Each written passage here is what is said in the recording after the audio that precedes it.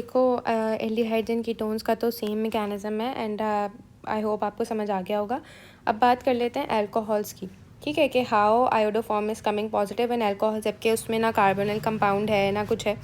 तो let's consider the example of butanol. चलो हम कोई बड़ा कंपाउंड ले लेते हैं, उससे मैं बताती हूँ। फॉर एग्ज़ाम्पल ये है आपके पास CH3 CH2 COH and CH3। अच्छा ये है, देखो बेटा ये 2 ब्यूटानॉल है, ठीक है। अगर मैं OH डायरेक्टली यहाँ लगा देती हूँ ना, तब आपके पास वो रिएक्शन नहीं देगा, सही है। तो ये बात याद रखना कि the alcohol that is going to give you iodoform positive should be your secondary alcohol, 2 degree alcohol होना चाहिए, सही है। तो देखो बात वही है, इसमें भी आपके पास जो है ना मिथाइल कीटोन ही बन के आएगा। वो कैसे? Because iodoform is a mild oxidising agent, the iodine and NaOH together it will give you mild oxidation properties, जहाँ से ऑक्सीजन आपके पास प्रोड्यूस होगी मॉलिक्यूलर, ठीक है। अब देखो आपको पता है ये बात कि whenever the 2 degree alcohol is oxidise so it is going to form a ketone, ठीक है। तो ऑब्वियसली ब्यूटानॉल है तो इट विल बी फॉर्मिंग योर ब्यूटानोन। किस तरह से? CH3 CH2 ये डबल बॉन्ड जो है यहाँ पे आ जाएगा, ठीक है। और बाकी जो CH3 है it will stay the same. अब वही बात आ गई, कीटोन आ गया वापस। अब देखो जो हमारे पास रिमेनिंग है, लाइक जो रिएक्शन है जिस वजह से हम ये कर रहे हैं, अब वो वाले रिएजेंट्स मैं यहाँ लिख रही हूँ, ठीक है। Iodine in the presence of aqueous NaOH and again the step number 1 that is halogenation. तो mechanism is the same in both, but in alcohol we have one more जो हमें mechanism में show करना है, that is your oxidation, सही है। Because आपने वहाँ पे फॉर्मेशन ऑफ मिथाइल कीटोन दिखानी है, this is the methyl ketone and you have to show this step as well. So this is the only extra step, बाकी आपके पास सारा वही मैकेनिज्म है। Again the same thing is going to happen, this will stay at its position, CH3 CH2 अपनी जगह पे रहेगा and C double bond O, बस CI3 आ जाएगा यहाँ पे, दैट इज़ आपके पास जो हाइड्रोजन है एक्चुअली वो रिप्लेस होके आया है, ठीक है। Now the second step you know it is hydrolysis, ठीक है। हाइड्रोलिसिस होगी अब आपके पास बिकॉज ऑफ NaOH जो कि आप यूज़ कर रहे हो along with your iodine. Same thing you will get a salt.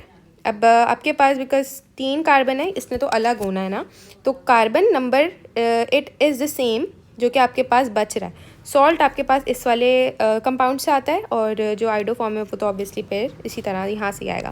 तो अगर मैं इसका सॉल्ट बनाऊँ तो it would be CH3 CH2 C double bond O again O negative Na plus, ठीक है, and the remaining is CHI3। अच्छा देखो एक और बात आपके पास शायद वहाँ पे मैंने क्लियर नहीं किया था, ये के पास ये जो NaOH है ना, इसका ये वाला पार्ट आपके पास और ये वाला it is positive and this is negative, ठीक है ना।